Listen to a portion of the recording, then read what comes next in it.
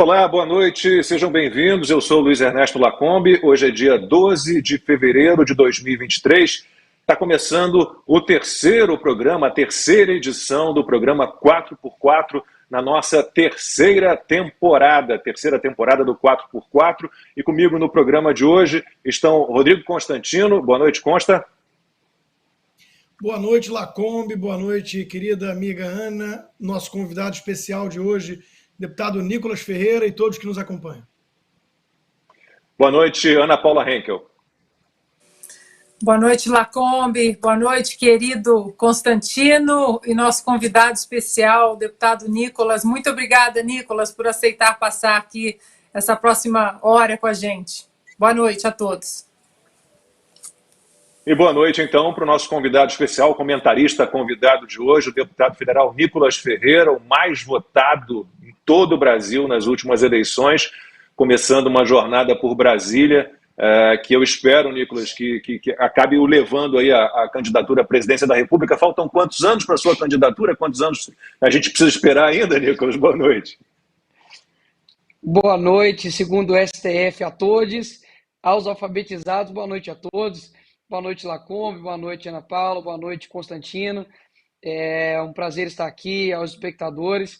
E com relação à idade para a presidência, é 35. Mas deixe isso no controle de Deus, que é melhor. Você está com 26, é isso? 26 ou 27? Estou com 26. 26, então tá, 9 anos, vamos contando. Countdown, é o jeito. Obrigado, Nicolas, pela sua participação com a gente hoje aqui no 4x4, que vocês sabem é uma produção independente. Nosso trabalho precisa muito do seu apoio, então seja um apoiador oficial do 4x4, está aí esse QR Code no cantinho da tela, é só apontar a câmera do seu celular para esse QR Code para você se tornar um apoiador do 4x4, ou então você pode acessar direto o programa 4x4.com/apoie. Vamos lá começar a nossa conversa, a pauta número 1. Na última quarta-feira fez um mês, né, que o prédio do Congresso, a sede do STF, o Palácio do Planalto, foram invadidos. Quase 1.000 pessoas ainda estão presas, suspeitas de participar dos atos de 8 de janeiro. Muitas nem sequer estavam na Praça dos Três Poderes naquele dia. Em sessão do STF, a ministra Rosa Weber voltou a criticar as invasões. Hoje, 8 de fevereiro, completa-se um mês da criminosa invasão da sede desta Suprema Corte, ocorrida em 8 de janeiro último, data que será sempre lembrada para que nunca mais se repita. Bom, já fizemos aqui nos 2 programas anteriores, nesta terceira temporada, né, já falamos muito sobre isso. É obviamente que há criminosos ali envolvidos nesses atos de 8 de janeiro, mas, Constantino, há muita gente inocente, né, que não está tendo direito à defesa, ao devido processo legal, que nem estava na Praça dos Três Poderes. É algo absurdo que a gente tem visto, e agora o governo, atual governo do PT, impôs o sigilo, né, sobre as imagens das câmeras de segurança do Palácio do Planalto. Não quer a CPI de maneira nenhuma. Nicolas Ferreira, o deputado, vai poder falar um pouquinho sobre essa CPI, CPMI, se for mista. Então, parece que resolveram não investigar nada, tem quase 1.000 pessoas presas e é uma acusação geral, né, Constantino? Quem nem estava na Praça dos Três Poderes está ali tentando, de alguma forma, preso, né, tentando se proteger, se defender, e tem sido bem difícil. Esse é o ponto principal, né, Lacombe? É a culpa coletiva. Isso é uma coisa de regime totalitário. Eu sou alguém que acredito que o indivíduo é responsável pelas ações. Existe ali um livre-arbítrio, uma volição. Eu nunca aplaudi, ou instiguei, ou defendi esse tipo de coisa. Aliás, eu sempre repudiei vandalismo, quebra-quebra, venha de onde vier. Sempre fiz isso quando era gente da esquerda, MST, MTST, Black Bloc, Antifa, e vou fazer isso quando for em nome de uma suposta direita, né? Direita conservadora não acredita em quebra-quebra, em revolução dessa maneira. Então eu sempre repudiei, curiosamente fui um dos incluídos aí nesse rol de acusados, uma vez que existe não só a culpa coletiva, que é algo indevido, como a culpa por influência intelectual, mesmo que você nunca tenha defendido esse tipo de coisa. Mas se você criticasse muito a postura do STF ou o processo eleitoral, você poderia estar instigando algo violento dessa natureza.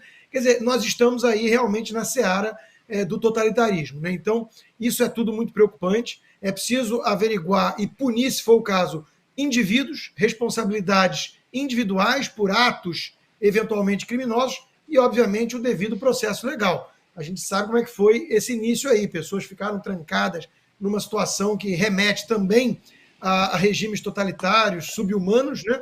E isso tudo não é defensável numa democracia. Então, o discurso da turma toda que quer repudiar esses atos e falar, tá vendo como havia uma ameaça e era preciso agir da maneira veemente como agiram, né? Não, isso é um pretexto, até porque está muito estranho, né, essa turma do próprio PT que banca, são os defensores da democracia agora, eles que sempre defenderam aqueles vândalos que eu criticava, né? Está muito estranha a postura deles de não querer investigar a fundo o que aconteceu. Eu quero que as imagens sejam disponibilizadas, quero que possam ir a fundo para punir os responsáveis, não criar uma ideia de culpa coletiva e tentar com isso um pretexto para banir a direita do debate público, expurgar bolsonaristas da política. Isso aí é coisa, repito, de regime totalitário.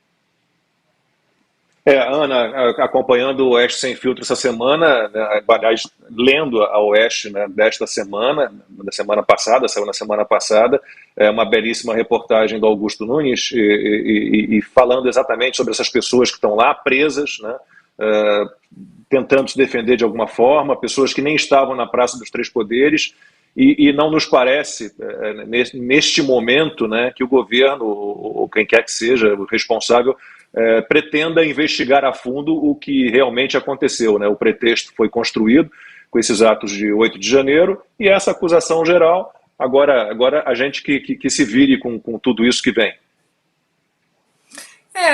Hoje em dia as acusações são assim, né? Fake news, desinformação, ataque à democracia. Eu ia comentar exatamente, Lacombe, sobre a capa da revista Oeste dessa semana, numa reportagem e artigo, né, do Christian Costa com o Augusto Nunes, nosso querido mestre, né? Um beijo, Augusto. E é impressionante a reportagem, eu até puxei aqui um pouquinho, são 1.398 o número de pessoas presas no dia 8 de janeiro, 916 pessoas continuam presas no Distrito Federal, 460 estão com tornozeleira eletrônica e apenas 22 pessoas foram liberadas. E aí conta casos aqui, é devastador o relato das pessoas. Tem gente que não estava ali, tem gente que sequer passou perto dos prédios, e mulheres que estão presas, mulheres que estão idosas, que estão com tornozeleira eletrônica em casa, com depressão, ficam com medo de sair de casa e não sabem quantos metros podem andar antes da tornozeleira eletrônica apitar. É inacreditável isso, senhoras com tornozeleira eletrônica que nem sequer foram julgadas. E dentro da esfera do Supremo Tribunal Federal, elas têm foro privilegiado, elas estão num inquérito, numa corte com apenas ali destinada a quem tem o foro privilegiado. É inacreditável o que a gente está vivendo, Lacombe. E essa reportagem do Christian e do Augusto Nunes é triste, chega a doer o coração. E como você muito bem disse, nós queremos respostas. Nós queremos ver as filmagens, as câmeras, nós queremos os vândalos punidos, os criminosos punidos. E aí entra também, não custa mencionarmos, Lacombe, a confusão em relação a que o próprio senador Marcos Duval trouxe, porque ele disse, e ele foi entrevistado pelo Sem Filtro há 2, 3 semanas, que ele tinha documentos que mostravam que houve prevaricação do ministro da Justiça, Flávio Dino. Depois ele mudou a versão, depois teve aquela confusão da live, e aí ele ia renunciar, não ia renunciar, aí agora ele disse que é tudo parte de um plano. o que está acontecendo? Ele está sendo ameaçado, porque há os tais documentos de que agências de inteligência, 48 órgãos do governo foram avisados. Há uma possibilidade enorme de confusão. São centenas de ônibus, dezenas de ônibus indo para Brasília. É preciso reforçar o policiamento. O que aconteceu naquele 8 de janeiro, que a Praça dos Três Poderes não estava de uma maneira até policiada com excesso, né? O que aconteceu com a guarda presidencial, o próprio ex-ministro da Defesa do governo Temer, o Raul Jungmann, disse numa entrevista à CNN ao jornalista William Vac, olha, deu um apagão ali, o que aconteceu? Tem muita pergunta sem resposta. Então, aqui nós queremos exatamente que os vândalos sejam punidos, os criminosos sejam punidos, que a CPI seja instaurada. Por que agora Randolfo Rodrigues não quer a CPI? Zeca Dirceu não quer a CPI? Não, não vamos perder tempo com isso. Ora, Lacombe, para finalizar, muito estranho também, né, já que muita gente compara o 8 de janeiro com o 6 de janeiro aqui, a invasão do Capitólio, e por que a gente tem que fazer invasão com aspas assim? Porque até hoje, 2 anos depois, as imagens também do Capitólio não foram disponibilizadas para o público. Ninguém sabe dos inquéritos, das investigações. Então é tudo muito estranho, né? Parece que nós estamos diante de um regime totalitário do Beria, né, do implacável chefe lá da inteligência do Joseph Stalin, que ele falava, me mostre o homem e eu encontro o crime. Nicolas Ferreira, nosso deputado federal, diga lá então, o que a gente pode ter como expectativa do Congresso Nacional, da Câmara dos Deputados especificamente, de apoio às investigações? O que pode ser feito?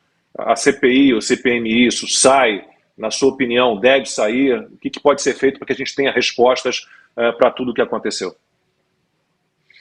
Olha, Lacombe, antes de mostrar o papel do Congresso, para minha surpresa, nessas primeiras semanas que eu passei ali em Brasília, eu também tive vários relatos das pessoas falando do mesmo cenário. Pessoas que estão presas de maneira indevida, sem o devido processo legal, sem a ampla defesa, e retomar aqui e deixar bem claro, assim, quando aconteceu as ações, eu também repudiei na internet, né, o ato, e disse que nós temos legitimidade para isso. Afinal de contas, a gente sempre repudiou os atos do MST, do MTST, assim como o Rodrigo Constantino disse aqui anteriormente. Agora, o que está acontecendo, Fábio, existem pessoas que estão presas e não estão tendo o devido processo legal. Eu recebi um caso de uma pessoa que os autos que foram lavrados trata ele como se fosse uma mulher, sendo que ele é um homem.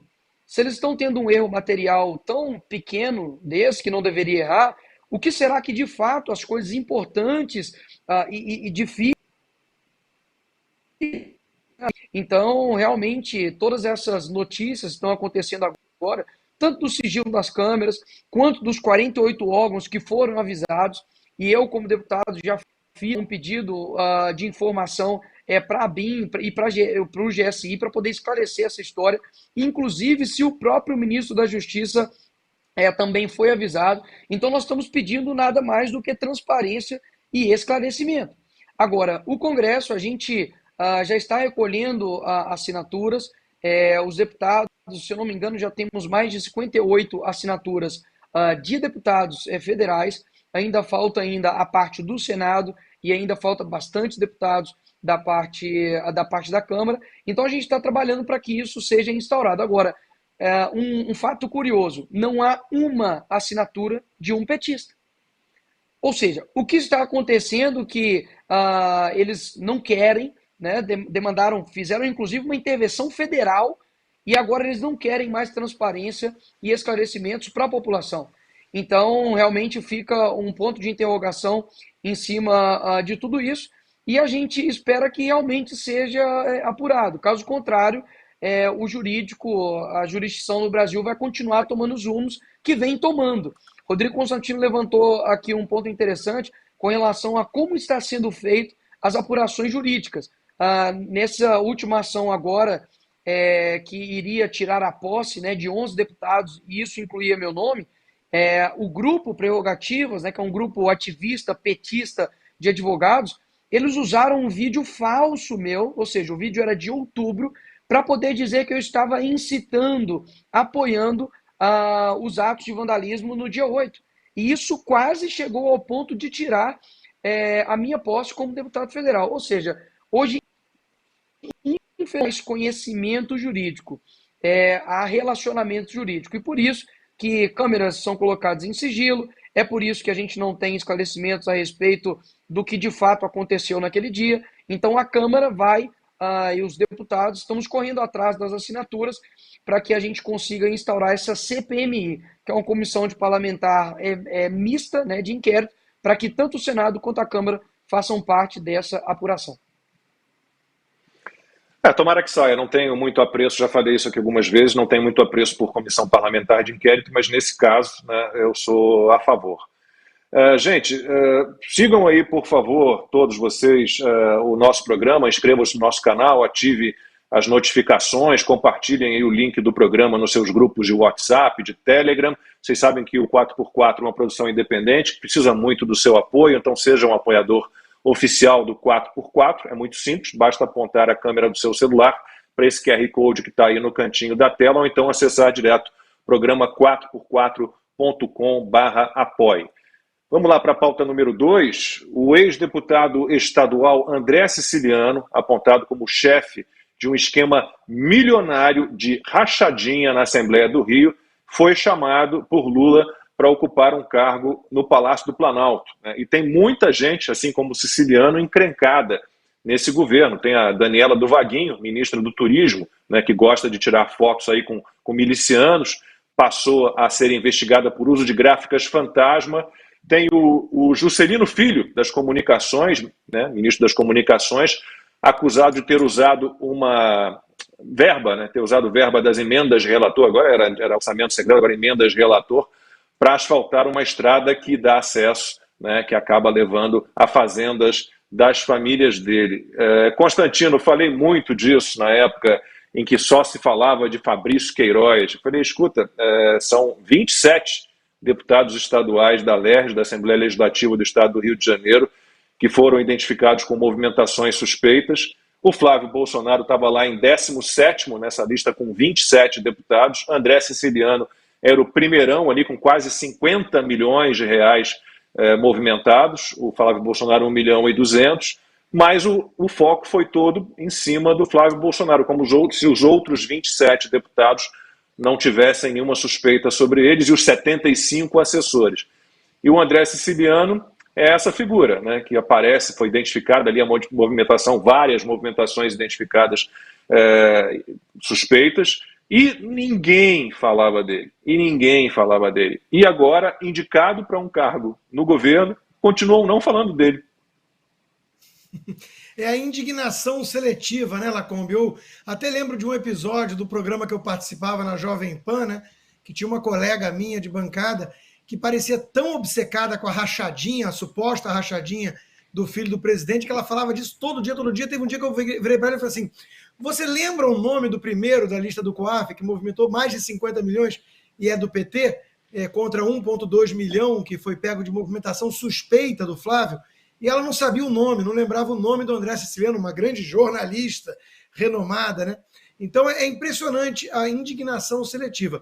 Eu acho que esse caso, e olha, a quantidade de gente encalacrada com a justiça, com problemas, suspeitas, denúncias, ou até comprovação de desvio, de malfeito, de corrupção neste governo é evidente, né? É enorme a quantidade. Então, o que chama atenção aqui, Lacombe, é aquilo, né, que a gente vem falando há muito tempo. Para essa turma da esquerda, nunca importa o que é dito ou o que é feito, apenas quem diz ou quem faz. Se vem uma denúncia de agressão contra uma mulher, mas é de um coleguinha do PSOL, eles passam pano. Se é uma grosseria contra mulheres, mas é o próprio Lula, não há movimento feminista que fique indignado. Então, nunca foi sobre princípios, é sempre sobre quem, se ajuda ou não a avançar na causa de poder da esquerda. A direita, via de regra, vai ter sempre fruto podre, mas ela é calcada em princípios. Eu dou um exemplo muito claro, né? Eu mesmo sempre falei, tem que investigar, e se for comprovado alguma rachadinha, tem que punir. O nosso convidado de hoje, o jovem deputado Nicolas Ferreira, tem despontado como uma voz muito importante aí do conservadorismo, um menino que batalhou, veio de baixo, tem os valores, a bússola moral parece que aponta para o norte certo e tudo. Ele mesmo já deu várias declarações, né, Nicolas, de que podem ficar tranquilo que ele não é um MBL da vida, que ele é ponta firme, não é um traidor, não é um oportunista frouxo. Né? Agora, se um dia ele escorregar, pisar numa casca de banana, surgir alguma coisa, eu vou estar cobrando investigação, averiguação e eventualmente punição. É assim que funciona. Né? A turma da direita segue princípios. A turma da esquerda olha para quem falou ou disse e, dependendo de quem foi, eles ou blindam ou demonizam. É a indignação seletiva. Nicolas, e aí? Qual é o governo da rachadinha, afinal? É muito engraçado quando, além de ser a indignação seletiva, que todo mundo sabe o tratamento diferente, né, que a mídia dá, obviamente, para os escândalos reais que haja no governo Lula. E é engraçado que quando a gente fala sobre quantidade de pessoas envolvidas respondendo à justiça em ministérios do Lula, quando até mesmo, né, comprovadamente a sua ministra, né, do turismo foi apoiada por um miliciano do Rio de Janeiro, os fatos já de fato não importam mais para a mídia. O que importa de fato é aquilo que é dito, é a narrativa. E quando a gente fala a respeito disso, parece que já tem 2 anos de governo Lula, 3 anos de governo Lula, mas não. Há somente 2 meses, né, quase aí, de governo Lula. E já tem tudo isso acontecendo. Então, esse governo ele está fazendo, de fato, aquilo que ele prometeu. Não é nenhuma novidade para quem já viu o histórico passado do PT, horas. Mas o que aconteceu foi que saiu, inclusive, uma pesquisa recente mostrando que os jovens, né, que principalmente os que votam na esquerda, que votam no PT, eles desconhecem os escândalos de corrupção do PT. Então, se você fala em mensalão, se você fala em compra de parlamentares através ali do mensalão, as pessoas não vão saber o que é isso, os jovens não sabem. E acredito que muito disso também aí se dá por conta da condição, da dominação que a esquerda tem, tanto sobre a produção cultural, que é as universidades, quanto também da produção do presente, né, que são aí as mídias. Então, de fato, a gente está vendo nada diferente do que o PT. Impressionante, porque enxergavam rachadinha em todo o governo Bolsonaro, enxergavam um governo totalmente comprometido, ligado às milícias, enxergavam um governo que liberava dinheiro do tal orçamento secreto, como se o executivo tivesse algum poder sobre isso, né, para conseguir alguma coisa em troca. E o que a gente vê aí com Daniela do Vaguinho, Juscelino Filho e agora André Siciliano, é um governo atual, né, que, no mínimo, merece questionamentos em relação a rachadinhas, a uso de emendas do relator, a ligação com milicianos. Mas parece que a nossa imprensa, de um modo geral, ela deixou de questionar, de duvidar, de ser desconfiada e curiosa, infelizmente. Lacombe, vamos à pauta número 2. Diga, Ana. Não, só o Nicolas mencionou os jovens, né? Que os jovens talvez não conheçam, né, o passado nefasto do PT, mas e dona Simone Tebet, que condenou a corrupção do PT em várias entrevistas, inclusive na campanha presidencial no primeiro turno?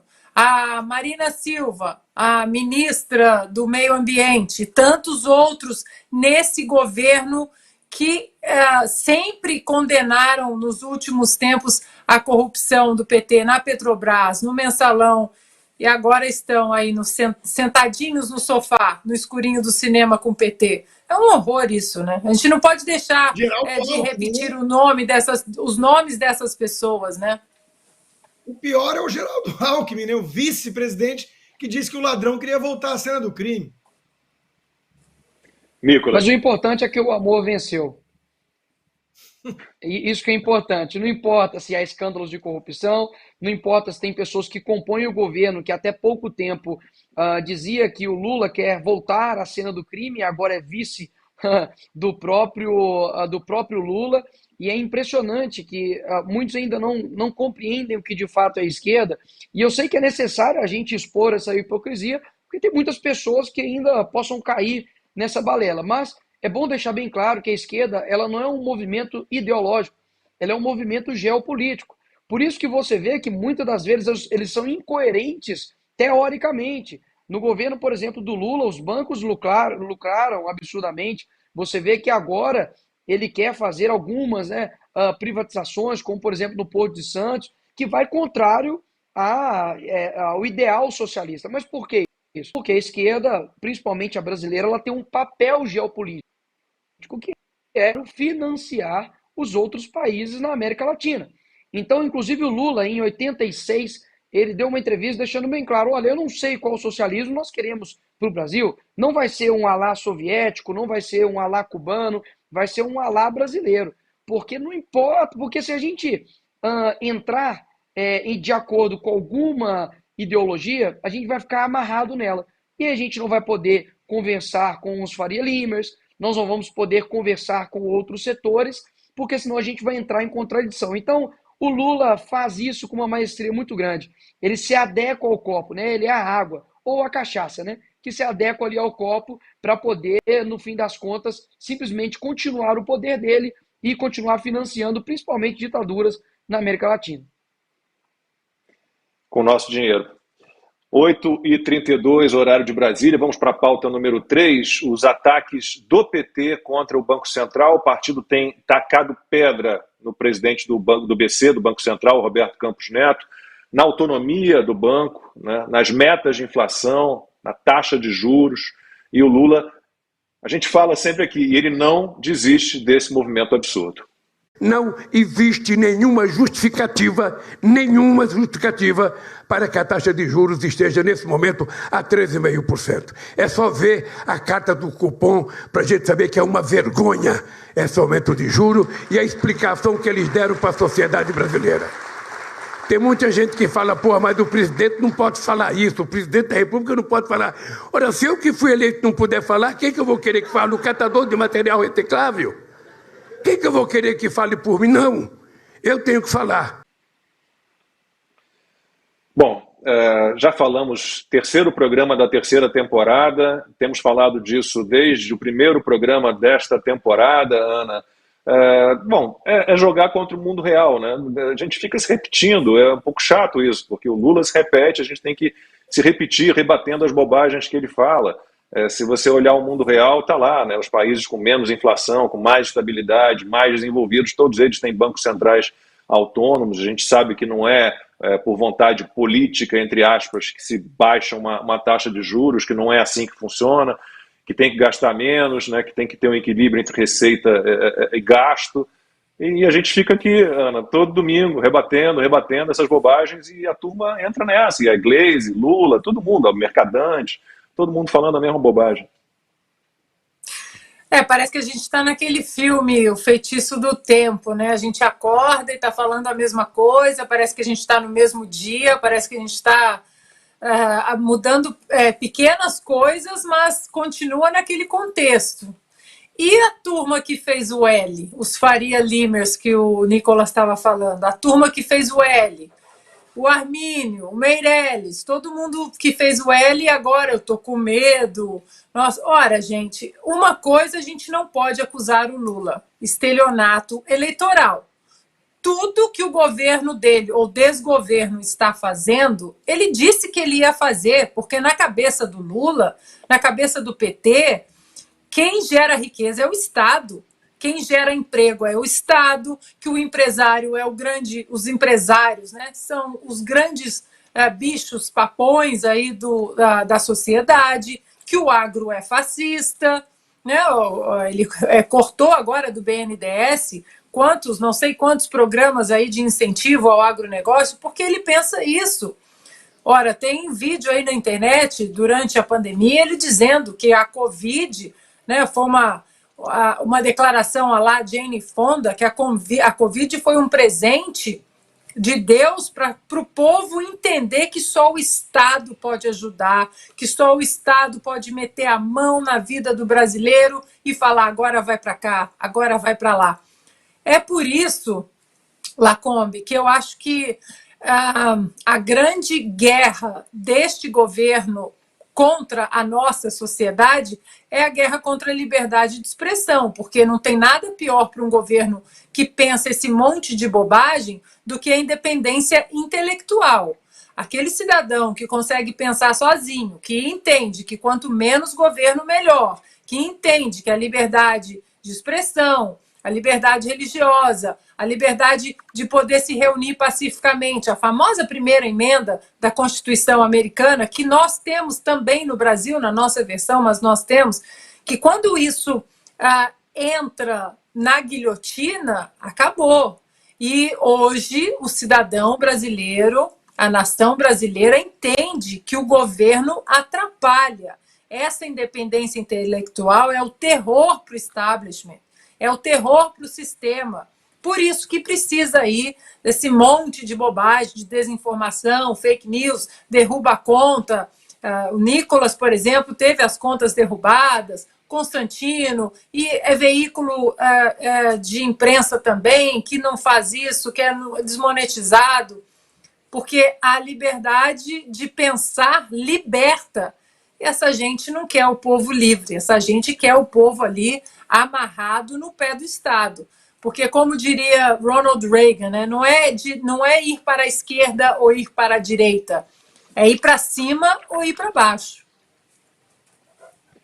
Nicolas, o Arthur Lira já disse que ninguém vai discutir, né, derrubada de autonomia do Banco Central na Câmara dos Deputados, mas o PT parece que não houve de jeito nenhum. Aliás, até alguns jornais, alguns veículos de imprensa, finalmente para isso já despertaram, estão criticando duramente o Lula e todo mundo que defende essa baboseira, né, de acabar com a autonomia do Banco Central, de reduzir taxa de juros na canetada. Né? O que você enxerga ali na Câmara dos Deputados? Realmente está consolidada essa autonomia? Ninguém vai discutir na Câmara, pelo menos, essa bobagem? Olha, acredito que muito embora o Lula tenha colocado o presidente, né, do Banco Central e fazer toda essa narrativa contra a autonomia do Banco Central, acredito que a Câmara vai ter uma posição firme, né, mantendo a autonomia. É muito engraçado, né? A gente olha há pouco tempo atrás e a única pergunta que fica na minha cabeça é como nós saímos aí de Paulo Guedes para Fernando Haddad, né? Mas esse é o fruto, né, das escolhas das pessoas. Basicamente, acredito que o Lula ele não tem muito costume, né, de outras instituições, de outras pessoas terem autonomia. Ele gosta de todo mundo ali debaixo das asas dele. Logo, a autonomia do Banco Central que tem mantido, né, a nossa moeda e não tem deixado ela despencar. E eles acreditam que a taxa de juros é simplesmente pela vontade humana. Então, se você quer diminuir, você diminui. Se você quer aumentar, você aumenta. E isso foi a mesma medida que a Dilma Rousseff, ex-presidente do Brasil, tomou, e a gente viu o que aconteceu, desastre econômico. Acredito que agora eles queiram tomar a mesma medida e repetir a dose. Constantino, como é que a gente faz para que o PT abandone essa ideia esdrúxula e absurda? A gente fala disso todo domingo, não tem jeito.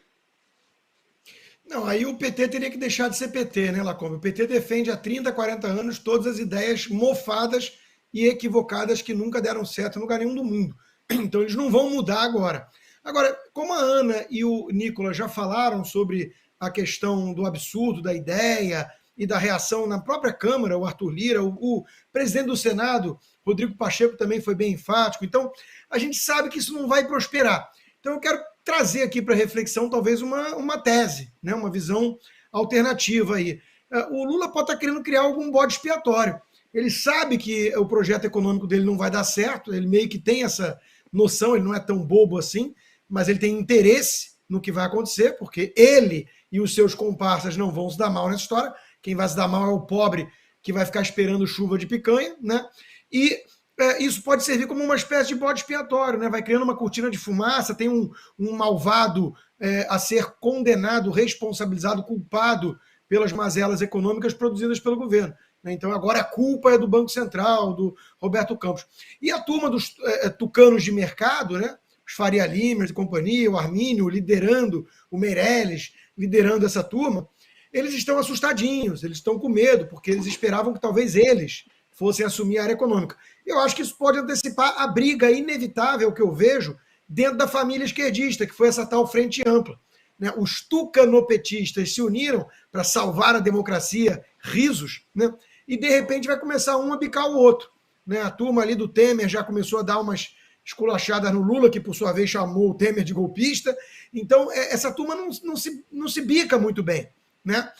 E acho que vai começar esse projeto Alckmin a sair da gaveta mais rápido do que muita gente esperava. A mídia mesmo, que tem muitos veículos que não são petistas, são tucanos, muitos jornalistas respeitados, renomados são tucanos, né? Eles estão criticando isso, então eles vão começar talvez a alimentar o projeto Alckmin. Vai ser curioso de acompanhar isso. E quanto ao que o Nicolas disse antes, né, que o amor venceu, achei um bom resumo, né? Porque é aquilo que eu falo sempre nas minhas lives, né? A visão estética de mundo.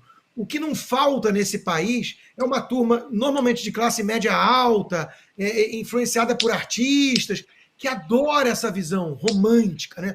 Então eles não querem ir muito a fundo nisso. Por exemplo, discutir a independência do Banco Central é uma coisa técnica. Eu tenho feito isso nas minhas lives, mostrar a origem do dinheiro, por que o Banco Central politizado é um risco, e mostrar que o mundo todo desenvolvido tem Banco Central autônomo, mas isso é uma coisa técnica, isso é chato, é enfadonho, né? No terceiro minuto, já está metade desses artistas e dessa turma de esquerda caviar dormindo. Eles querem isso, né? Repetir o slogan. O amor venceu a democracia e blá, blá, blá. E aí eles estão junto com o Caetano, com o Gil, com o Chico Buarque, com a Preta Gil, com a Xuxa e companhia. Então é um negócio impressionante. A direita tem que aprender a lidar com isso.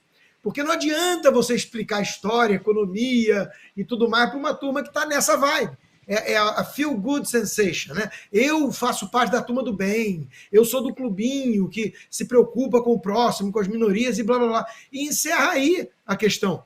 É essa turma que vai salvar a democracia do lado de um corrupto que defende os piores tiranos do planeta, né? Como é que pode um negócio desse se sustentar por 2 minutos de reflexão? Eu acho que nós temos a imagem aí, Lacombe.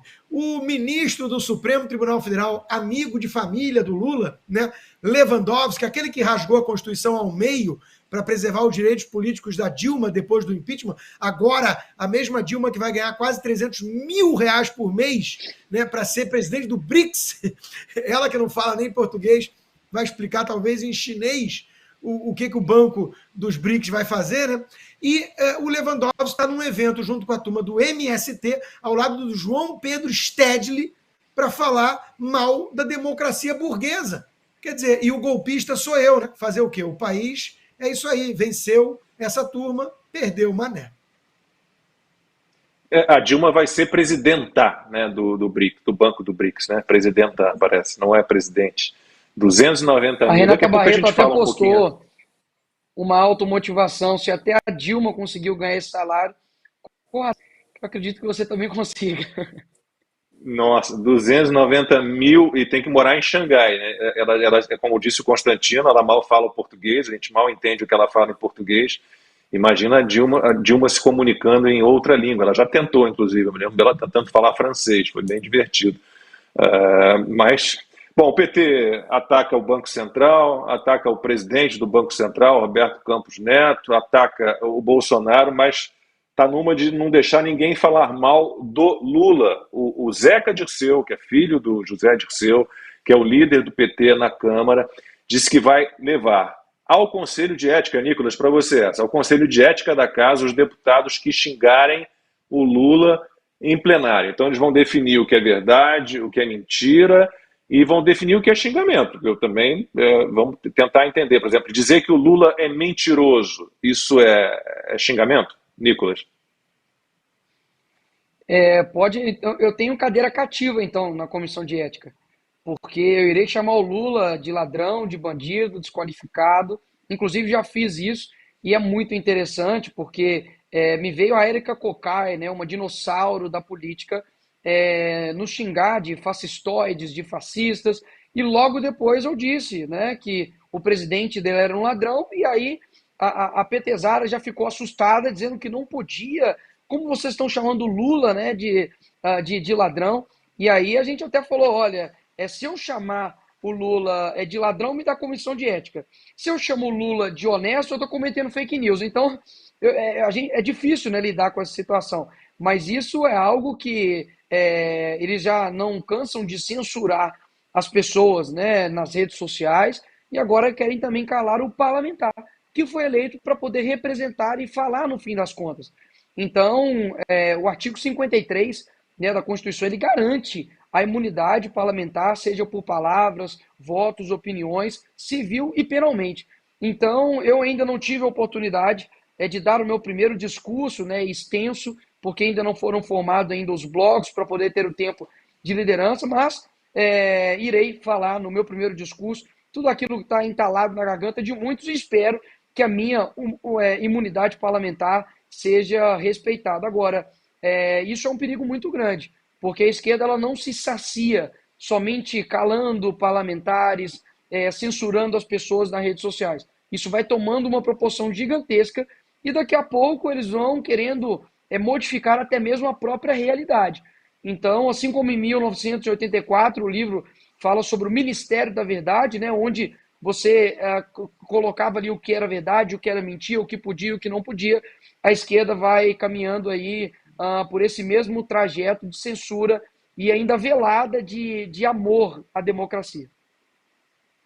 É impressionante, né, não permitirem que o Lula seja xingado, criticado em plenário, quando vocês têm imunidade parlamentar, quando chamar Lula de mentiroso absolutamente não é um xingamento, ou dizer que ele deveria estar preso, isso é agredi-lo de alguma forma, e a gente faz um pequeno esforço de memória e vai ver que tem um exemplo supremo de algo assim, porque você lembra de ministros do STF chamando o Bolsonaro de genocida, de nazista, comparando o Bolsonaro a Hitler, ou classificando a administração Bolsonaro de desgoverno. É muito difícil, né, quando você tem exemplos desse nível, né, de pessoas que deveriam manter ali uma distância de tudo e se preservarem de alguma forma, quando elas próprias, né, jogam contra um lado da história, fica bem difícil. Diga, Nicolas. Se me permite, durante 4 anos de governo Bolsonaro, quando ocorreu a pandemia, principalmente, todas as pessoas que estavam saindo para poder trabalhar, para poder sustentar a sua casa, ele não saiu porque ele gostaria simplesmente de brincar de maneira irresponsável, não. Pessoas estavam saindo às ruas para poder trabalhar. Essas pessoas foram chamadas de genocidas. Ou seja, olha o que aconteceu. A esquerda, que apoia a foice e martelo, que matou milhões de pessoas, nos acusavam e nos rotularam de genocidas. E agora você não pode, por exemplo, chamar o Lula de descondenado, que é a realidade. Então a gente tem que tomar bastante cuidado com isso. E quando a gente leva para o Bolsonaro, eu sei que é um caso assim extremo, porque existiam artistas a cabeça do Bolsonaro e jogava como se fosse bola de futebol. Pessoas queimando um fantoche do Bolsonaro, pedindo morte para ele, para os seus familiares. Mas pegando numa proporção menor, eu me coloco nessa mesma situação, onde nós tivemos uma mentira que eles fizeram contra mim e veio da esquerda, de um deputado, onde eles pegaram um vídeo pornô homossexual, colocaram como se fosse eu, isso no segundo turno das eleições, tá? E não aconteceu absolutamente nada com esse deputado. E por que eu falo que foi com esse deputado que começou toda essa mentira? Porque ele estava seguindo esse ator pornô gay. E depois, quando isso tudo aconteceu, ele parou de seguir para poder limpar as suas mãos ali e não ter nenhum tipo de prova contra ele. Então, assim, é impressionante a indignação seletiva que essas pessoas têm. Eles podem nos acusar de tudo e a gente não pode acusar deles de nada, mesmo que seja a própria realidade. Agora, 8h50, horário de Brasília, pauta número 4, o encontro nos Estados Unidos entre Lula e Joe Biden, ou seria um encontro entre Lula, Janja e Joe Biden, né, que a Janja estava sempre ali mais ou menos no meio. E o Lula resolveu anunciar o fim da soberania brasileira sobre a Amazônia, usando desculpas como desmatamento, a questão Yanomami. o petista quer que outros países cuidem da nossa floresta. Ele também criticou Jair Bolsonaro, disse que o mundo do adversário são as fake news. Constantino, eu não sei se Bolsonaro sumisse do mapa, era possível que o Lula ficasse num tremendo vazio existencial. Se você for olhar os últimos discursos que ele fez, e talvez aí tentando montar aquela ideia, ou trabalhando naquela tática de falar em herança maldita, ele fala sem parar do Bolsonaro. Não vai ser só ele, vai ser a imprensa toda e a esquerda toda brasileira por 4 anos, se esse presidente durar tanto tempo no poder, né? E a gente aqui isola.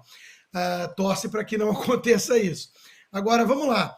Essa vinda do Lula aqui para Washington para visitar o presidente foi a coisa mais sem sentido, né, da história. Foi um dos encontros mais breves, não teve coletiva de imprensa, não teve nenhum acordo assinado relevante, nenhuma comunicação relevante. O que teve foi a Janja entrando na Casa Branca de mão dada com Biden, que é uma coisa que chamou um pouco a atenção de alguns aqui. E isso aí, né? Quer dizer, e não tocaram sequer no ponto nevrálgico de um encontro desse que deveria ser o centro do debate, da discussão, né? Todo mundo sabe, aliás, eu dei uma entrevista rápida para um jornalista da NBC, ele é casado com uma Venezuela, então ele até tem alguma experiência nisso. Ele falou, Rodrigo, por que o Lula defende tanto, né, a Venezuela, o Maduro e tudo? Eu falei, porque ele a vida inteira defendeu isso. Ele é fundador do Foro de São Paulo, junto com Fidel Castro. Onde é que essa gente andou nos últimos 40 anos? Né? São jornalistas. Eu ainda fiz uma crítica sincera e construtiva. Eu falei, o problema de vocês, jornalistas estrangeiros, e olha que ele ainda tem a venezuelana que ajudou um pouco a perceber isso, que o Lula elogiava Maduro, né? E que é uma coisa ruim. Mas eles bebem como fonte de notícias do Brasil só na Rede Globo da vida. Então eles têm essa visão de mundo, né, que o Lula é um responsável moderado que voltou o Brasil a falar sério com o resto do mundo, enquanto que ele está na prática rifando a Amazônia e tudo para os globalistas. O Macron está feliz que não consegue se conter, né, porque os produtores rurais franceses estão muito contentes com o Lula. Agora, foi um encontro sem sentido, repito, não deu em nada. E não debateram essa questão a fundo, pelo menos ninguém soube nada. Né, de o que seria ali o constrangimento entre os dois. O Biden, mesmo que seja de esquerda e que tem essa ala psolista aqui do Partido Democrata, né, a ala que se encontrou com o Lula, Bernie Sanders, Alexandria Ocasio-Cortez, todos esses comunistas que defendem Venezuela, né, eles se encontraram com o Lula. E o Biden, meio sem graça, que tem uma política oficial contra a ditadura socialista do Maduro, e o Lula é um grande apoiador do Maduro, gravou vídeo pedindo apoio, sempre defendeu. Né? Então, isso deveria ser o tema central de um encontro de ambos, e ninguém soube de nada. Então, repito, talvez a Janja tenha vindo fazer compras para uma sandália Hermès nova, deve ter sido isso. Ana, como é que você analisa essa visita do Lula e da Janja ao Joe Biden? A Janja que levou ficou no vácuo, né? A mulher do Biden não se encontrou com ela. Na última hora, a primeira-dama americana falou que estou passando mal, não vai dar para tomar um chá com você, Janja, e não apareceu. Aliás, consta sandália que até hoje a Janja não disse se é uma sandália real, que custa R$5.000, ou $5.000, não sei, ou se é uma cópia, né? Aí ficou por isso mesmo, saiu na imprensa e ficou por isso mesmo. Alguns pontos interessantes sobre essa visita, como Constantino muito bem colocou. Vazia, né? Qual a proposta dessa visita? Qual a real proposta dessa visita? Primeiro, o discurso ali completamente anti-bolsonarista aqui dentro. Houve e há uma tentativa do PT colocar o 8 de janeiro dentro do balaio do 6 de janeiro. Por quê? Porque precisa, dentro da agenda globalista, né, dentro da famosa Agenda 2030, combater a extrema-direita, porque a extrema-direita vai implodir os pilares da democracia, do mundo, lá. E essa é uma tentativa de chegar aqui, todas as entrevistas praticamente do Lula, sem coletiva. deu para a CNN, para a Cristiane Amanpour, para uma outra jornalista ali dentro da Casa Branca, e a palavra Bolsonaro não saiu da boca do Lula. Impressionante. Vai morar ali na cabeça do Lula. Depois ele disse sobre o governo Bolsonaro, eu até anotei aqui, que era um governo que menosprezava as relações internacionais. Ora, o ano passado, na Cúpula das Américas, aqui em Los Angeles, até encontrei com o presidente Bolsonaro aqui, o Bolsonaro não vinha a essa reunião. O Biden mandou 2 senadores democratas até o Brasil para pedir oficialmente que o presidente Bolsonaro viesse até a Cúpula das Américas. E por que isso? Porque o presidente Bolsonaro colocou a nossa nação na frente de tudo. Antes de estourar a guerra da Ucrânia, lá entre Ucrânia e Rússia, ele foi até a Rússia, negociou os fertilizantes, mostrando que era um real estadista preocupado com a sua nação, e estourou a guerra na Ucrânia. Os americanos ficaram sem fertilizantes, o agro americano foi afetado por isso, os canadenses ficaram sem fertilizantes, e quem deu fertilizantes para os Estados Unidos e os canadenses? O Brasil, estava sobrando. E aí, dentro desse contexto também da guerra entre Ucrânia e Rússia, recentemente o Lula disse, numa reunião com o chanceler alemão no Brasil, o Olaf Scholz, que quem intermediaria de maneira correta o conflito entre Ucrânia e Rússia seria a China. Justamente essa semana, quando o governo americano derrubou aí 2 balões de espionagem chineses, e há esse conflito agora dentro do tabuleiro geopolítico entre Estados Unidos e China, apesar da família Biden ter lá os seus laços nada republicanos com a China e com a própria Ucrânia. Tem também a história dos navios iranianos que iriam atracar no Brasil, não atracaram, não apareceram.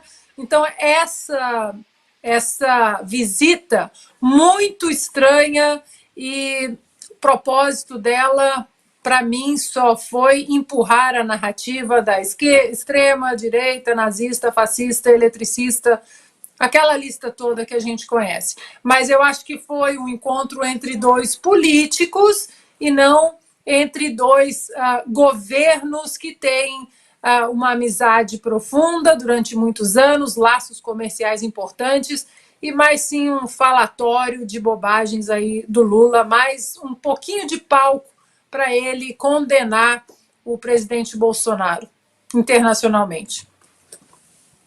Mas eu espero que o Lula tenha apresentado a todo mundo lá nos Estados Unidos a solução que ele tem para todos os conflitos e confrontos no mundo, né? Vocês lembram disso que ele propôs? É só sentar todo mundo na mesa, né? Na mesa de um bar, abrir umas cervejas e tudo se resolverá na mesma hora. Agora, Nicolas, antes de passar... Diga, Ana.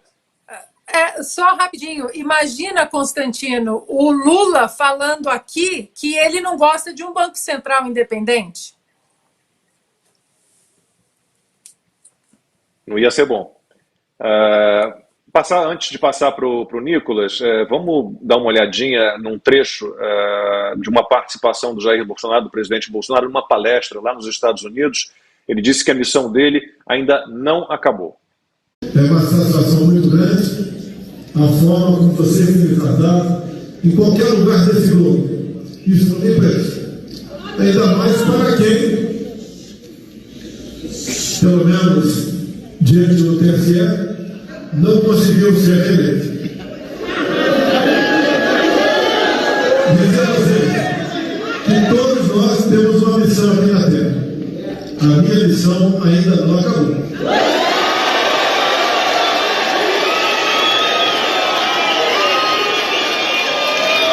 Não interessa o que venha acontecer comigo, aqui ou no Brasil. E da forma como porventura algo acontecer. A nossa geração já faz parte da história do Brasil. Nicolas, bom, fiz a brincadeira no início com você, eu sempre faço essa brincadeira, teria muito prazer em votar em você para presidente da República, claro que a Constituição não permite, tem que ter mais de 35 anos de idade, estamos na contagem regressiva para você faltam 9 anos. E o presidente Bolsonaro?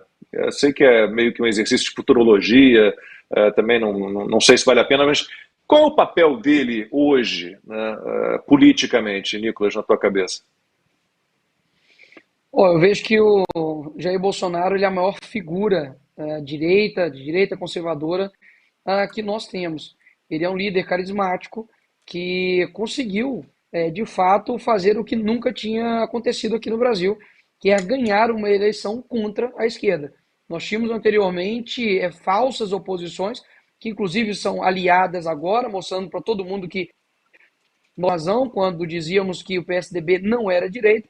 Então eu costumo dizer que o Bolsonaro ele foi o trator pavimentador, né? O trator que abriu o caminho para que as pessoas enxergassem a verdade. Hoje você conversa com Uber, conversa com pessoas comuns no seu dia a dia, e as pessoas de fato estão preocupadas com temas sensíveis, seja STF, seja o Judiciário, o Legislativo, a Presidência do Senado. Então ele conseguiu resgatar isso nas pessoas, um amor pela pátria. Somente você colocar uma blusa do Brasil, mas também se preocupar com o seu país. Agora, este momento que há uma decisão, né, do que fazer. Será que o Bolsonaro volta para o Brasil? Será que ele mantém lá fora, liderando aqui uma retomada da direita no Brasil? Eu acredito que, independente de qual seja o posicionamento dos espectadores aqui, eu acredito que é um momento de aprendizagem para a direita. O Bolsonaro, se tem algo que ele nos mostrou, é que é necessário persistência. E também uma coisa que o próprio Lula também nos mostrou, que é persistência. Então, para as pessoas de direita, né, que estão nos ouvindo aqui, conservadores, pessoas que amam o seu país, né, com certeza como eu fiquei, minha família ficou, né, frustrada com as eleições, com o resultado das eleições, eu peço para que vocês tenham paciência. É uma virtude que a esquerda tem e é necessário nesse momento. A gente não pode terceirizar a responsabilidade da salvação e mudança e transformação de um país para uma pessoa. Isso seria, inclusive, até muito desleal, porque não teve nenhuma pessoa, a não ser Jesus Cristo, que conseguiu transformar, de fato, o mundo somente sendo um ser. Então, quando a gente olha o presidente Bolsonaro, a gente deve olhar para ele sabendo que ele está cumprindo a sua missão. Mas eu vou ser um pouco aqui até, talvez, filosófico, mas dizer que a gente não tem que olhar para a missão do Bolsonaro. A gente tem que olhar para a nossa missão. Chegou o momento a gente entender que se o Bolsonaro feito a missão dele, olha o que deixaria de acontecer no nosso Brasil. Então, se cada um de nós ficar agora somente esperando uma ação de terceiro acontecer, talvez a gente deixe de cumprir a nossa missão e ver algo incrível acontecer. Então, eu continuo afirmando isso em todo o programa que eu vou. A gente precisa ganhar os meios de ação, universidade, as mídias, precisamos a arte, o teatro, os documentários, os seriados, porque caso contrário, o próprio presidente Bolsonaro, o próprio Bolsonaro, ele pode voltar ao poder e depois a gente pode continuar perdendo essa guerra. Porque quando a gente formar a sociedade, as pessoas só pensam de 4 em 4 anos, só pensam em eleições. E a transformação que a gente precisa, ela vai além dos cargos, além da política de deputado, de senado, de legislativo, de executivo, de judiciário. Então, eu acredito que agora é de persistência, de continuar mostrando sua liderança, mas passando também a responsabilidade de cada um de nós. Assino embaixo.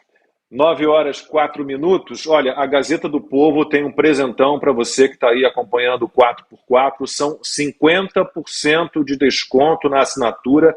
É só clicar no link da descrição do vídeo. É a promoção de aniversário que a gente conseguiu que fosse estendida. Ela deveria ter terminado já.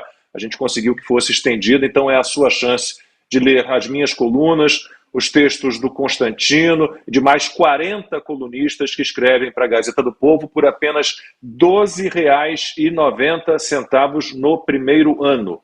Olha só o vídeo. Vale a pena lutar pelo nosso país. O caminho à nossa frente ameaça os valores mais importantes, mas juntos podemos alcançar um futuro com mais liberdade. A Gazeta do Povo sempre acreditou nisso. E agora, no mês do nosso aniversário, estamos te oferecendo 50% de desconto para se juntar a nós.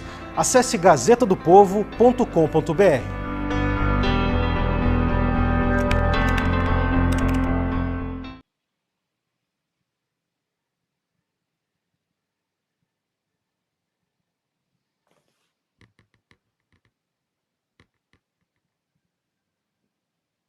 O Lacombe está invertido. O Lacombe está de cabeça para baixo. Ficou de cabeça para baixo aí, Lacombe. Enquanto consertam o Lacombe, ou o Lacombe se conserta, eu só queria ressaltar o que o Nicolas acabou de dizer, porque foi um processo eleitoral desgastante, muita gente desistiu depois dele, vou jogar a toalha, não tem mais jeito, e o próprio professor Olavo de Carvalho falava que a direita no Brasil tinha que parar de pensar só em eleições, como o Nicolas muito bem disse. Claro que elas são importantes. Ter um representante do calibre do Nicolas e de outros, né, que entraram tanto na Câmara quanto no Senado, né, um Rogério Marinho, por exemplo, é importante, mas nós precisamos tomar outros espaços, como o Nicolas colocou, as universidades, a imprensa, as escolas, né, os jovens também, alimentar os jovens com boas ideias. E isso que o Nicolas falou é tão importante, porque se olharmos num contexto histórico, o que são 4 anos? Nós realmente nos despertamos para a mudança política nos últimos 4 anos apenas, com a administração, a eleição do presidente Bolsonaro e a administração muito técnica do presidente Bolsonaro, com ministros muito técnicos, gente muito técnica ali. O brasileiro gostou de discutir as reformas, o que o Paulo Guedes estava falando, a ministra Tereza Cristina, o Tarcísio. E isso tudo aconteceu em 4 anos. Se olharmos no contexto das páginas da história, 4 anos não é nada. Nós conseguimos muita coisa em 4 anos. Então, a gente não pode desistir. Eu queria ressaltar essa mensagem do Nicolas, é extremamente importante. A gente precisa seguir nesse trabalho. Ana, se me permite, eu quero fazer, inclusive, até uma... Já voltou aí, Lacombe? Eu acho que eu voltei. Bom, aqui em São Paulo, como é que eles falam aqui em São Paulo?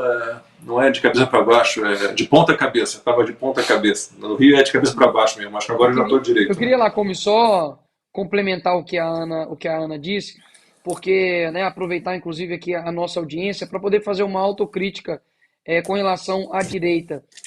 Quando você olha a direita como um corpo, você vê que várias pessoas têm funções diferentes. Se todo mundo virar político, quem serão os comentaristas políticos?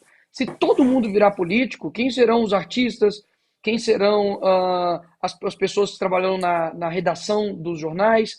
Quem estará comunicando com o jovem? Enfim, a gente precisa compreender que cada um tem sua função e que dificuldade as pessoas têm de entender que cada, inclusive parlamentar, tem uma função. Muitas das pessoas eles acabam vendo que um parlamentar está seguindo por uma linha e acham que todo mundo deve seguir naquela mesma linha. É claro que existem questões principiológicas. Por exemplo, vão ter algumas pessoas parlamentares, por exemplo, que vão ter uma aptidão para fiscalização, vão ter uma aptidão, por exemplo, para fazer ali os projetos de lei ali dentro da Câmara, vão ter alguns parlamentares que têm a união desses dois, mas é impressionante como a direita ela se auto-sabota. Ela fala que o Constantino deveria falar de um jeito igual ao outro, que eu deveria falar igual ao outro, ou que todo mundo deveria seguir um mesmo molde, sendo que é muito claro para mim a função de cada um. Nós temos, por exemplo, a Ana Campanholo, que escreveu uma obra-prima a respeito do feminismo, e deixe com que ela exerça a sua função, tanto de deputada quanto também de escritora e professora. E muitas pessoas falam assim, nossa... Mas o Nicolas, por muitas das vezes, utiliza a ferramenta TikTok para poder comunicar com as pessoas. E aí, quando eles pedem para que as pessoas à direita alcancem os jovens, e quando eu estou fazendo isso, muitas pessoas ainda criticam. Mas o deputado está fazendo TikTok. E eu falo, mas poxa, vocês querem que eu converse com o jovem como? Você quer que eu mande uma carta para eles? Vocês querem que eu leia um poema para o jovem? É difícil a gente fazer essa autocrítica e autoavaliação, mas eu peço, né, para que vocês principalmente, né, que são a direita, que fazem um trabalho de base, que reconheçam o trabalho de cada um sem colocar todo mundo numa mesma forma. Tá, gente, então faltou só concluir a promoção da Gazeta do Povo, tá? 50% de desconto para quem está aí acompanhando o 4x4 e assinar, o link está na descrição do vídeo. Vale muito a pena assinar a Gazeta do Povo, você tem acesso a todo o conteúdo do melhor jornal do país e você também fica de lado de quem defende a liberdade. Na Gazeta tem os textos do Constantino, Cristina Grêmio, Alexandre Garcia, Flávio Gordon, tem um timaço lá, né? E lá nós temos realmente espaço para opinar. Acesse www.gazetadopovo.com.br/4x4. A promoção foi estendida, tá? Ela deveria ter terminado já, a gente pediu que fosse estendida, mas ela termina nesta segunda-feira. Vamos partir para a pauta 5. Dilma Rousseff, ministro da Fazenda, Fernando Haddad, está tentando convencer o atual presidente do Banco do BRICS, o Marcos Troirro, a renunciar ao cargo. O mandato vai até 2025, mas o Haddad quer que a Dilma Rousseff passe a comandar o banco. Constantino, passo direto para você. Isso é ridículo, né? Eu já até comentei rapidamente sobre isso, não vou me alongar muito não, né? Mas mostra realmente aquilo que o Nicolas chamou a atenção, né? Quer dizer, um país que substitui, né? Alerj informa. Como é que é? É Alerj mesmo? Eu estou confundindo. Suderj, estou confundindo com política. Suderj informa. Sai Paulo Guedes e sua equipe, né? E entra Fernando Haddad, Dilma Rousseff e companhia. Então, de novo, Lacombe, um país que fez essa escolha, né? Ele, de certa forma, merece o que vai vir. O problema é que pelo menos metade não fez essa escolha e não merece.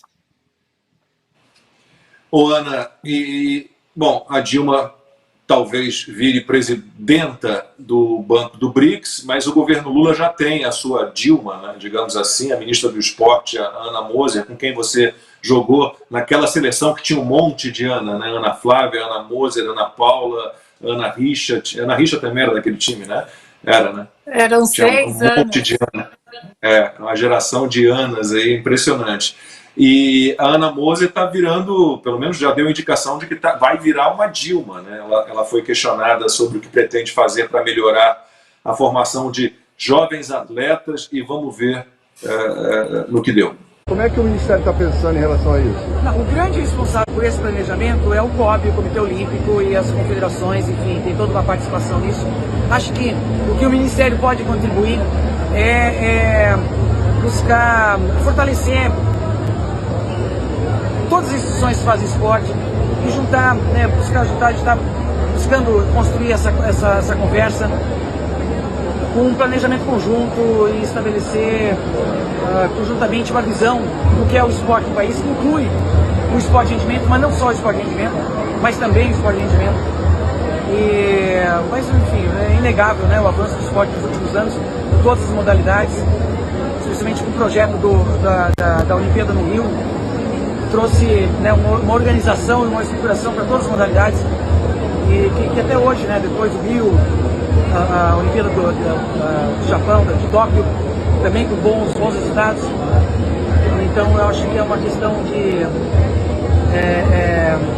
avançar mais ainda, porque nunca está o suficiente, mas o esporte do Brasil está num ótimo patamar e a gente tem que lutar para também que se mantenha aí. Bom, eu não sei como resumir, é preciso união para a gente trabalhar em conjunto, para unir, porque todos têm que estar juntos para... Ana, não sei, jogou com você, era excelente jogadora, aliás, a gente precisa dizer, ela jogava muita bola, batia muito forte, ia muito alto, uma tremenda atacante, bom, mas por enquanto está no Dilmês. Eu escrevi um artigo na Oeste há umas 2 semanas exatamente sobre o Ministério do Esporte e fiz todas as ressalvas em relação à minha vida esportiva com a Ana Moser, até porque nós dividíamos o quarto, muitos anos nós ficamos no quarto juntas, então foram muitas dores ali, emocionais, psicológicas, físicas, Mas aí a vida tocou, né? As duas, cada uma para um lado, aliás, para lados opostos. Mas antes de fazer o meu comentário, Lacombe, eu posso chamar um outro vídeo? Claro. Na minha humildade, né, no meu chinelo da minha humildade, eu gostaria muito de ver o Neymar e o Ganso, porque eu acho que 11 entre 10 brasileiros gostariam. Porque deu alegria ao futebol, porque a gente, eu vi, você veja, eu já vi, parei de ver, voltei a ver, e acho que o Neymar e o Ganso têm essa capacidade de fazer a gente olhar. Porque é uma coisa que, né, mexe com a gente, ela tem esse lado brincalhão e alegre. Na minha humildade, né, no meu chinelo da minha humildade, eu gostaria muito de ver o Neymar e o Ganso, porque eu acho que 11 entre 10 brasileiros gostariam. Porque deu alegria ao futebol, porque a gente, eu vi, você veja, eu já vi, parei de ver, voltei a ver, e acho que o Neymar e o Ganso têm essa capacidade de fazer a gente olhar. Porque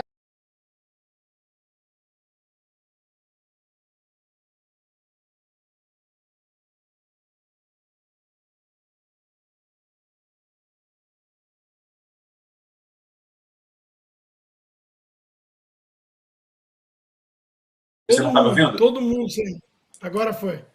Agora foi. Pronto, agora foi. Não era comigo aqui, juro. Eu fico de cabeça para baixo, mas eu não fecho, abro meu microfone.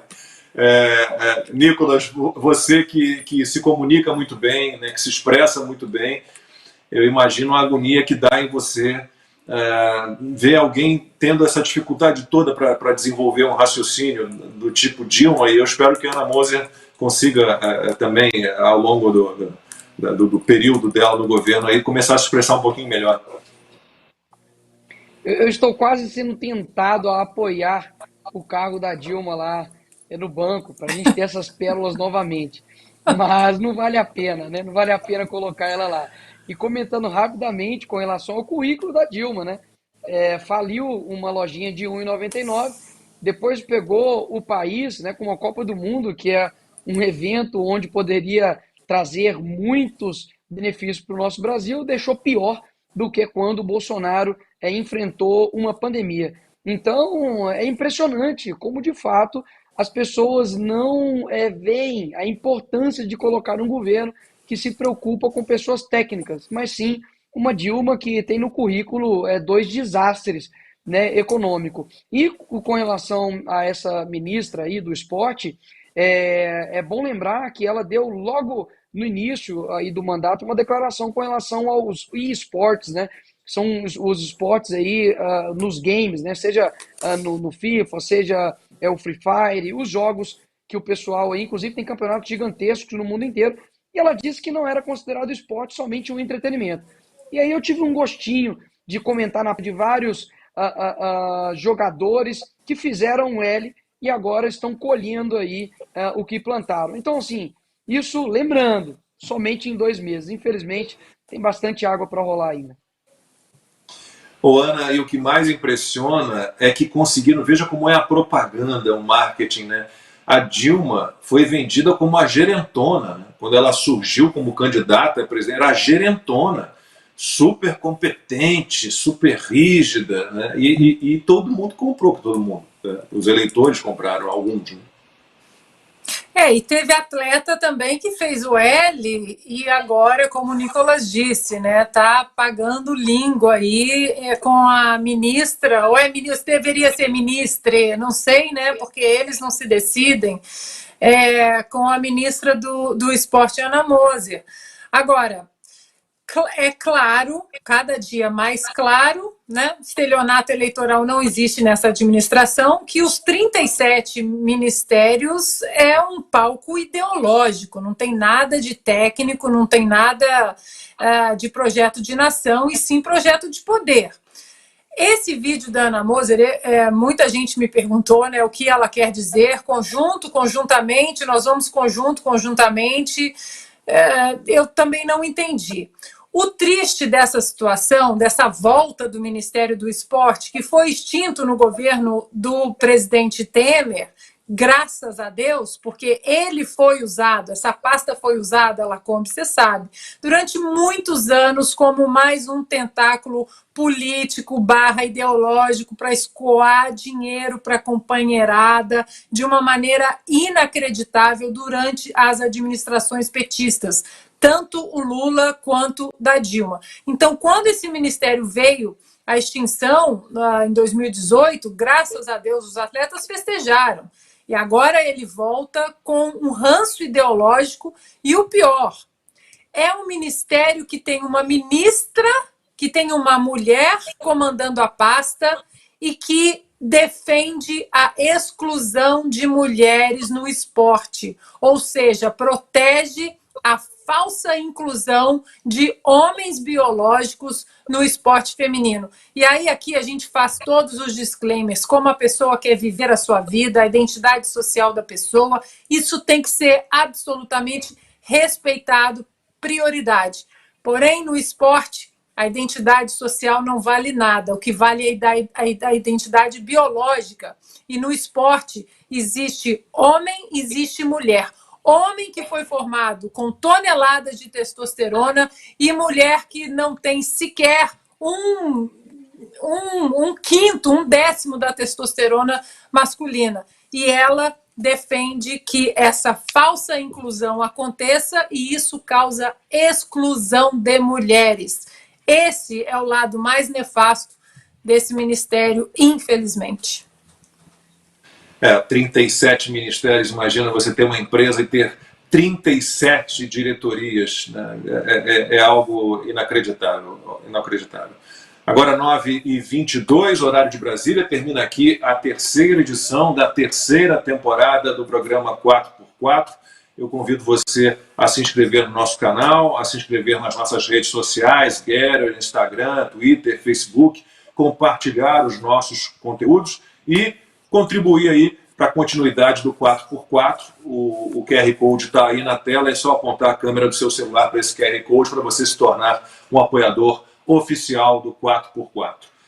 Nicolas Ferreira, muitíssimo obrigado pela sua participação na edição de hoje, como comentarista convidado. Você sabe que a gente tem uma esperança enorme em você, né? Siga firme aí. Eu imagino que falávamos na semana passada com o Gustavo Gaia também, começando, né, uma carreira política em Brasília ali como deputado federal. A gente sabe que deve ser muito difícil, mas siga firme e tudo de bom para você. Muitíssimo obrigado. Até uma próxima. Amém. É uma honra para mim. Obrigado, Ana. Obrigado, Constantino, Lacombe, ao pessoal que nos assistiu até aqui. Que a gente não desista, né, do nosso país. Isso aqui não é discurso, é clichê. Pelo contrário, é necessário a gente olhar, né, não só para aquilo que está na nossa frente, mas aquilo que está atrás de nós, né, ou seja, nossa família, nossos amigos, os nossos valores, os nossos princípios, para a gente construir aí um Brasil melhor. Obrigado mais uma vez. Amanhã eu já volto para Brasília e começo a toada de novo. E sempre quando lembrarem, orem por mim, que eu acredito que vai chegar lá nos céus e vai me ajudar bastante aqui. Obrigado mais uma vez. Muitíssimo obrigado, Nicolas. Tudo de bom para você. Constantino, boa noite para você, boa semana. Boa noite, Lacombe. Boa noite, Nicolas. Muito obrigado aí pela participação no nosso programa e boa sorte, bom trabalho lá para você. É um jovem que traz esperança, né, para muitos de nós aí na política, inclusive. E Ana também, um beijo e obrigado a todos que nos acompanharam até aqui, até domingo que vem. Ana, boa noite para você, boa semana. Boa noite, Lacombe, boa noite, Constantino. Nicolas, querido, boa sorte, estaremos em oração, os nossos microfones também sempre abertos para você, para o que você precisar, conte com a gente, com a nossa força lá, nos represente bem. E, Lacombe, queria deixar um abraço muito especial para o aniversariante do dia, uma fonte inesgotável de conhecimento, de humanidade, que é o Dr. Ives Gandra Martins. Hoje é aniversário dele, 88 anos, ele não esconde a idade, e é uma pessoa que é um norte jurídico, é um norte como ser humano também. Então, Dr. Ives, o nosso abraço, muito obrigada por tudo, e um feliz aniversário. E a todos os amigos do domingo, boa noite, boa semana e até domingo que vem. E amanhã, pessoal, aniversário da Ana Paula Henkel, tá? Dia 13 de fevereiro. Para nós aqui falta pouco, Ana. Menos de 3 horas para o seu aniversário. Para você falta um pouquinho mais ainda. Parabéns, tá? Adiantado. Obrigada, Lacombe. Obrigada. É um prazer passar o aniversário com vocês toda semana. Já é o meu segundo aniversário, né, com vocês. Então, é um prazer, né? A vida foi generosa comigo no esporte e agora é generosa comigo no jornalismo, me entregando amizades preciosas, valiosas, como a de vocês. Muito obrigada, Lacombe. Parabéns, felicidades. Pessoal, é isso. A gente volta na semana que vem. Boa noite para todo mundo, boa semana.